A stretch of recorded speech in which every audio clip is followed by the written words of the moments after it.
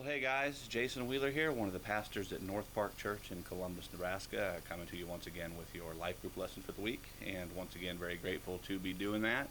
And as I'm sure you guys are aware, we are still in our Kingdom series. This is week 32 of our Kingdom series, and that series is a study straight through the book of Matthew. And this week we are starting a kind of a mini-series within the series that is titled Righteousness and the Moral Law. And this is part one of that series. If you guys think back to last week, you'll remember that Jesus is in the middle of a sermon, the largest sermon that we see him preach in the Bible, actually, and it's the Sermon on the Mount. And he talked about the fact that he did not come to abolish the law, but in fact he came to fulfill it. Remember, there were people thinking that because Jesus had come, the law didn't make any difference anymore. It didn't stand. The moral law didn't apply.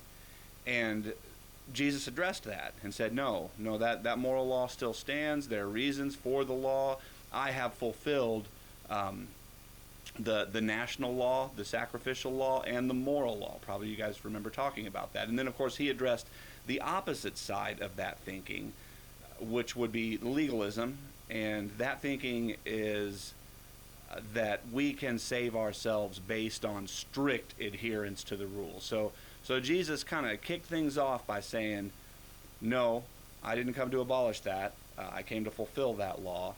And now, as we move into this mini-series, what happens is Jesus focuses the teaching. Excuse me. He takes specific laws and then teaches us what those laws really mean. So this is part one of that righteousness and the moral law. That being said, let's go ahead and jump into it. I'm going to read our key verses today. You guys follow along in your Bibles, and then we will get into the discussion questions. And the verses for today are Matthew chapter 5, verses 17 through 20. Okay, here we go. You have heard it said to those of old, you shall not murder, and whoever murders will be liable to judgment. But I say to you that everyone who's angry with his brother will be liable to judgment. Whoever insults his brother will be liable to the council, and whoever says, you fool, will be liable to the hell of fire. So if you are offering your gift at the altar, and there remember that your brother has something against you, leave your gift there before the altar and go. First, be reconciled to your brother, and then come and offer your gift. Come to terms quickly with your accuser while you're going with him to court, lest your accuser hand you over to the judge, and the judge to the guard, and you be put in prison. Truly, I say to you, you will never get out until you've paid the last penny. Okay, so to kick things off, question one, what stands out to you from those key verses and why? Go ahead and talk about that now.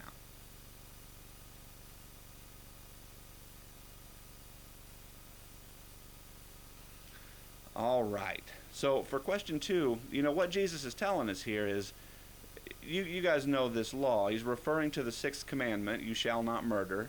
And he says, you guys, you Pharisees, you religious leaders of the day, he's speaking to them, but the same thing applies to us. We make the same error in our culture. And what I mean by that is, Jesus is saying, you guys look at the sixth commandment that says you shouldn't murder, and all that matters to you is what happens externally. You're just worried about the letter of the law. You're only worried about if somebody actually commits the act of murder. And Jesus says, I'm going to tell you the truth, this law is really much more serious than that. You shall not murder applies on a heart level. And what Jesus tells us is, if you're hanging on to anger in your heart, then you're committing heart murder. If you are hanging on to resentment, if you're hanging on to this anger, then you have broken that commandment, whether you actually murdered anyone or not. So that being said, for question two, on a personal note, do you consider yourself an angry person? And then why do you answer the way you do? Why or why not? Go ahead and talk about that now.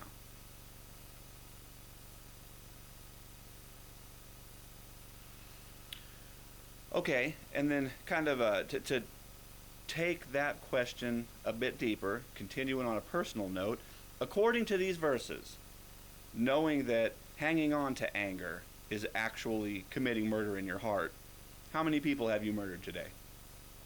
I know that the question sounds funny, but the truth is, it's given to us by Jesus.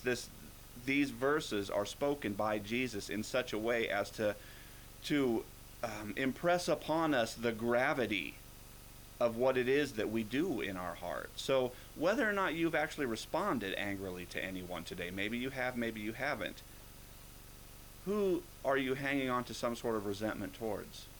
Who are you wishing that you could show how misinformed or how not knowledgeable they are? You go in any number of directions with this, but the point is, how many people are you hanging on to anger with in your heart right now? Be honest. Talk about that now.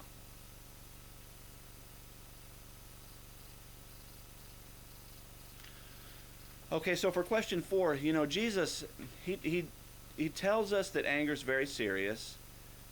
He explains to us that there's a very dangerous progression to anger. We see that in verses 21, 22, and 23, where Jesus describes having just kind of anger in your heart, making you liable to judgment, and then to sort of express that anger, even in a not necessarily harsh way, just a light expression, a mild insult, then makes you liable to actually being taken to court. And then he goes on to say, and if that anger actually results in a furious anger, calling someone a fool or a moron or an idiot, complete waste, that makes you liable to hell. So he illustrates this very, very, very dangerous progression of anger, but then he goes on and he tells us what we need to do about that. Knowing that progression is so serious, then he gives us kind of the prescription, starting at verse 23 there.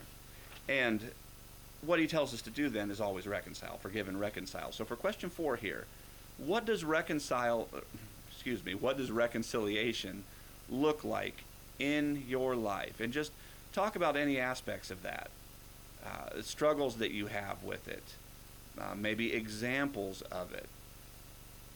What does reconciliation look like in your life, and how does your version or your example of reconciliation compare to Jesus' teaching on that subject? Go ahead and pray about that and talk about it now.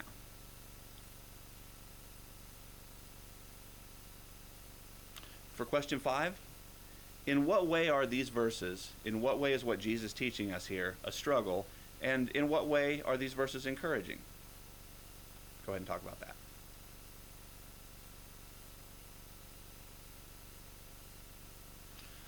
Okay, and for question 6, so for some specific application here, will you forgive and will you ask forgiveness on the level required by Jesus? Remember, refer back to the message. Remember, we talked about, we see in these verses that Jesus addresses our need to stop what we're doing and reconcile if we remember that somebody has something against us, right?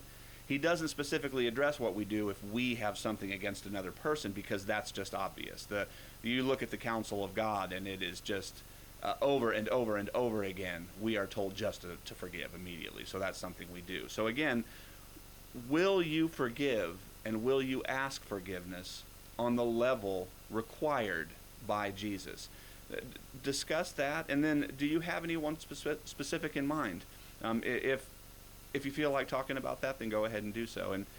And then, of course, will you, as you go about your life, as you go about your day, will you do whatever God is convicting you of here today? So that's it for this week, guys. I hope you've had a good time. I know that I have, and I will hopefully, Lord willing, be back with you next week.